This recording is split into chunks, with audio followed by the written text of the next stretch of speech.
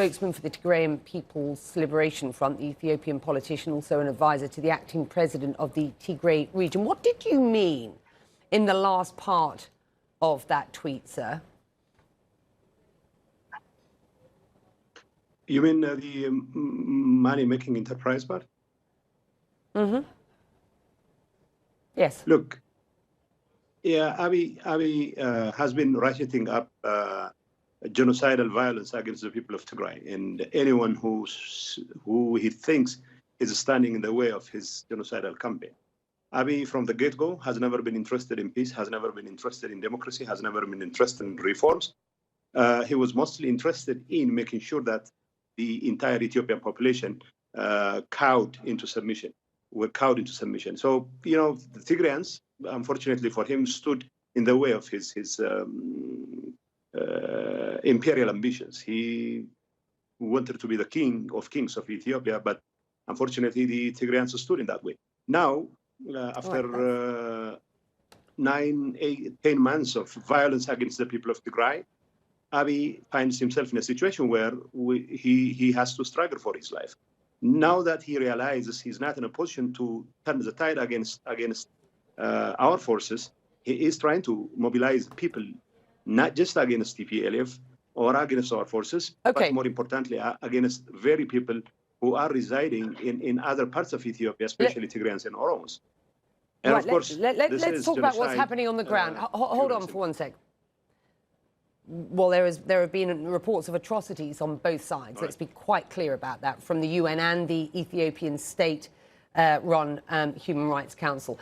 Over the past couple of days, we've seen rebel forces allied to the TPLF advancing on the capital, Addis Ababa. This has led the Ethiopian military to issue a call to veterans to rejoin the army and protect their capital. I want to get from you, where are these fighters right now, and what are the plans to move on the capital? You certainly said it's not an ultimate objective, saying we have to break the siege on Tigray, and we will do what it takes to break the siege. We will have to do everything in our power that Abiy has unleashed on Tigray. What do you mean by that, and where are these forces? It's quite simple. I mean, our forces are now in the northern part of Shoa, which is very close to the capital, Addis Ababa. Like we have been telling the world again and again, we're not particularly interested in the corridors of power in Addis. We're not particularly interested in territory. We are mostly interested in breaking the siege, which has been imposed by Abiy Ahmed. Once he realized he has failed in his military ambitions to retake Tigray, what he instituted is a reign of terror, especially by cutting off electricity, cutting off communications, cutting off banking services, and all those things. And our children are starving by their scores on a daily basis, by maybe tomorrow by their hundreds and by their thousands, simply because we said no to tyranny. Our children are being sentenced to death, and we have to break the siege. And the rest of the world, it seems to fail to understand how serious the problem is. Humanitarian aid has been blocked from the people of Tigray. Children are dying because of such a blockade, and we have to break this blockade. Right. And we'll continue to take appropriate measures to make sure that Abiy's chokehold on Tigray is broken. Okay. Last hour, I spoke to the Ethiopian government's spokeswoman, and when asked about humanitarian access into Tigray, she said it was the TPLF who is blocking aid from getting through. What's your response? Our response is, I will give you an example. When we took Kombolcha last week, we communicated our intentions to the UN authorities for them to take over operations. We were not particularly interested in taking over warehouses, about 70,000 metric tons of food. The easiest thing for us would have been to carry out operations to help our own people. But we communicated to the UN, and we have been communicating this to the UN authorities, including Under Secretary General Martin Griffiths himself, that we are not particularly interested in taking over UN operations, but we expect them to take over operations. We are trying to break the deadlock. We are working with the UN authorities to make sure that aid reach not only to Tigray, but also other parts of Ethiopia, including northern Wollo and southern Wollo, which are under our control, including, of course, the Afar region. We have never been blocking aid. It is the government, it's Abiy's government, which has been standing in the way of humanitarian aid. And of course, to the extent that there is a need for ensuring access to food, we have to use our military power to arm twist Abiy's government into relenting on its chokehold on the people of Tigray. That is your position. 9 opposition groups, including fighters loyal to the TPLF, recently formed a new alliance in Washington, saying they no longer recognize Abiy Ahmed's government as legitimate and would seek to establish transitional arrangements. What does that look like in reality? And how would the TPLF, who themselves governed Ethiopia with an iron fist, ensure a better future for the country? Well, whatever the superlative there when it comes to TPLF rule in Ethiopia, we know that people have issues, but the fact that we are trying to break the siege, and of course the concomitant measures that we are going to take simply means that we have to coordinate our resources and our efforts with like-minded organizations. The list of organizations that you have alluded to is not an exclusive one. We still continue to work with other organizations which have vested interest in ensuring a stable transition in a post-Abiy world.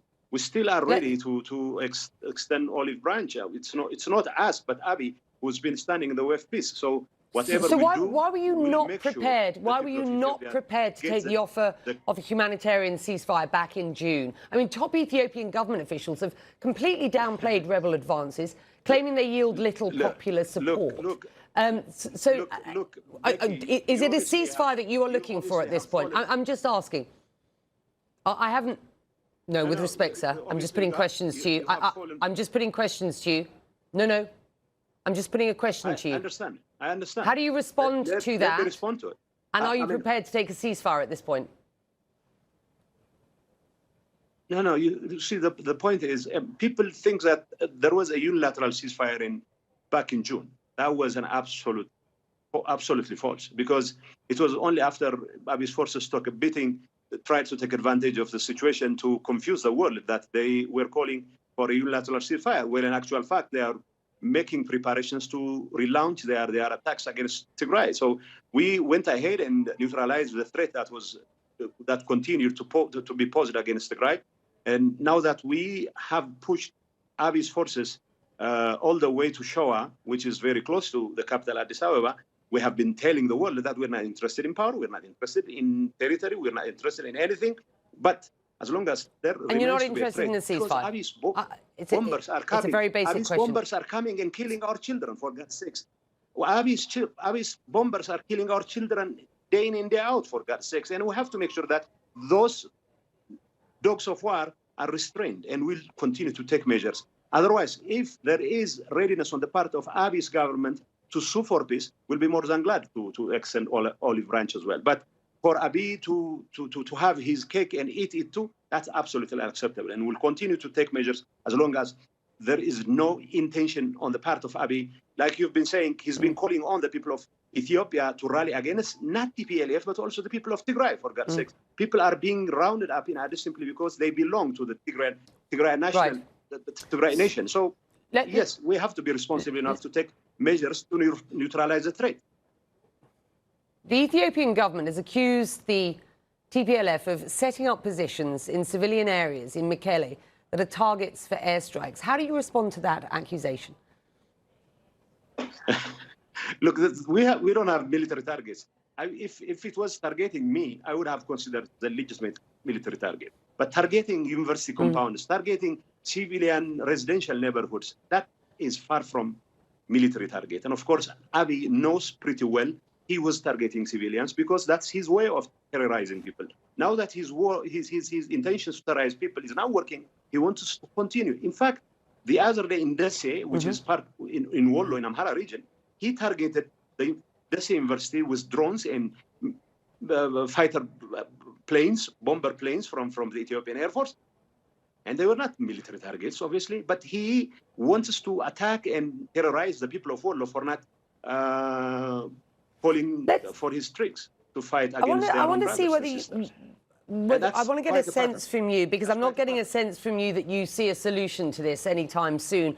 A UN report released last week, and you will be well aware of this, found that both sides of this conflict are in gross violation of human rights. UN Human Rights Chief Michelle Bachelet said the UN had observed, and I quote her here, huge allegations of abuses by the Tigrayan forces since the Ethiopian government declared a ceasefire in June. The Ethiopian government also saying that Tigrayan forces killed 100 youths in a key town on the road to Addis as they advanced last week. I have to ask you, how do you respond to these allegations? Do you categorically deny them?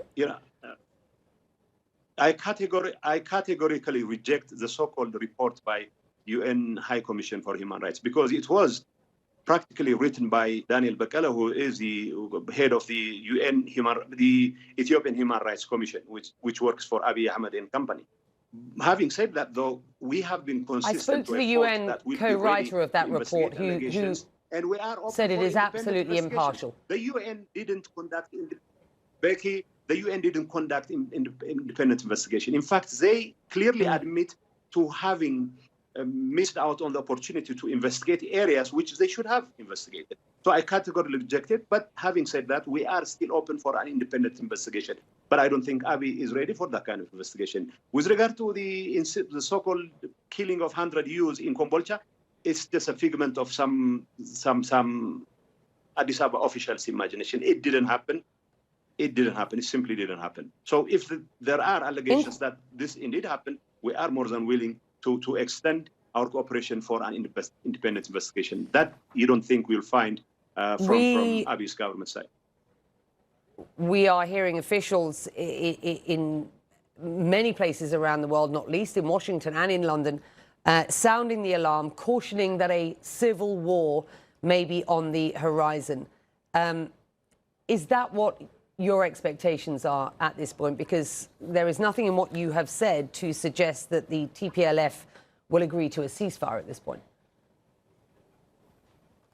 I would have thought the civil, I don't know whether to call it civil war, but that's a genocidal campaign by Abiy Ahmed has been in full swing, to the extent that there is going to be an issue. It is that the international community has failed miserably to take appropriate measures against a regime which has perfected genocide and genocidal campaign into an art form.